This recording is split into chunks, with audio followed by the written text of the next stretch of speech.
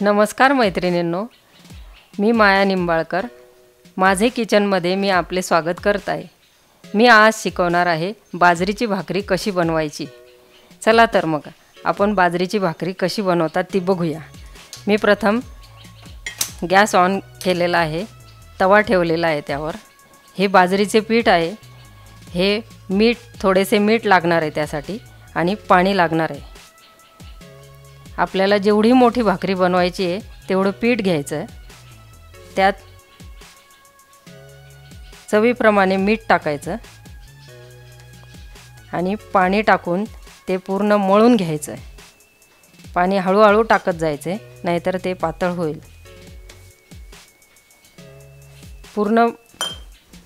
पूर्ण मिक्स केल्यावर पूर्ण मळून घ्यायचं आहे ते. जर पातळ वाटले तर थोडेसे पीठ अजून टाकायचे आहे.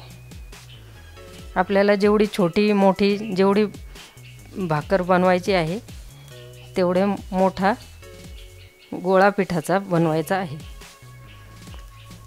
हा गोळा भरपूर प्रमाणात कुस्करायचा आहे, त्याच्यामुळे भाकरी छान बनते.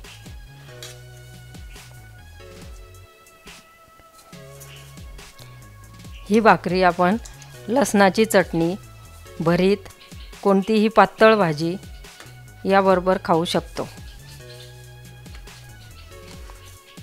आता माझा गोळा तयार झालेला आहे. मी आता भाकरी बनवायला घेत आहे.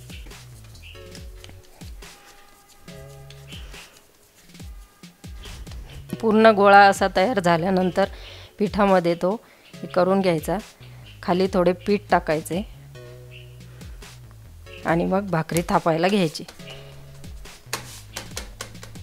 भाकरी हळूहळू थापत जायची आणि मोठी करत जायची.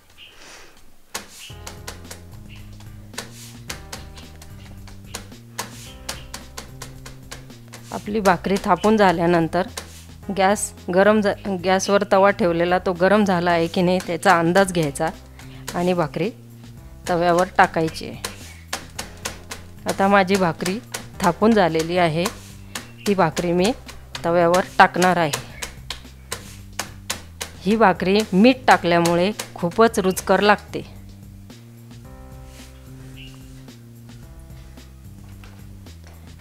भाकरी टाकून झाल्यानंतर तिला वरतून पाणी लावायचे.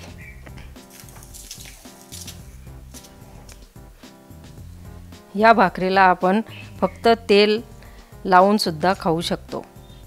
भाकरीचे वरचे पाणी सुकल्यानंतरच आपण ती भाकर उलटायची आहे.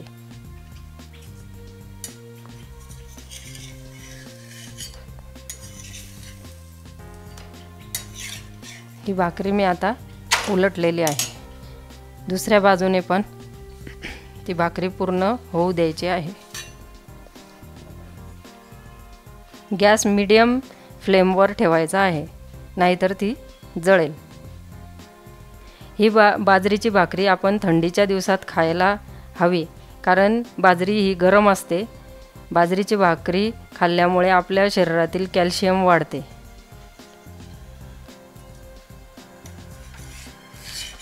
आता ही बाजरीची भाकरी खालून झाली आहे का ती एक वेळेस बघून घ्यायची.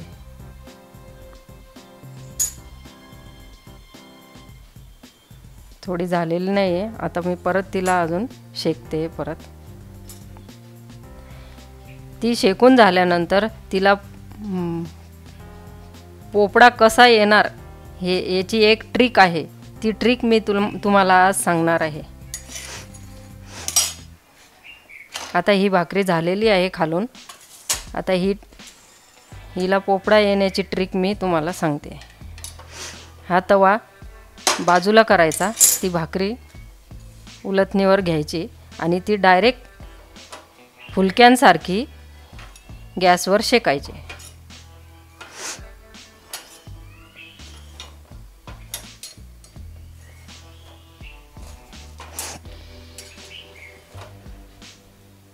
सर्व बाजूने ती व्यवस्थित शेकून घ्यायची.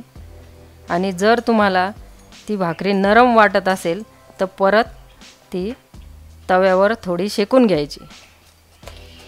आपली गरमागरम बाजरीची भाकरी तयार झालेली आहे. या भाकरीला हा वरचा पापुद्रा काढून तेल टाकून आपण खाऊ शकतो।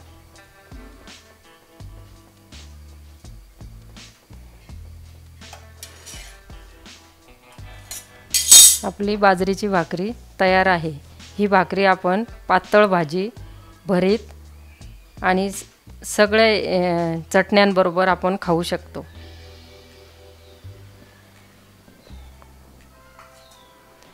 ही बाजरीची भाकरी आपल्याला खाऊन कशी वाटली ते मला सांगा आणि माझ्या व्हिडिओला लाईक करा। मला सबस्क्राईब करायला विसरू नका। Thank you.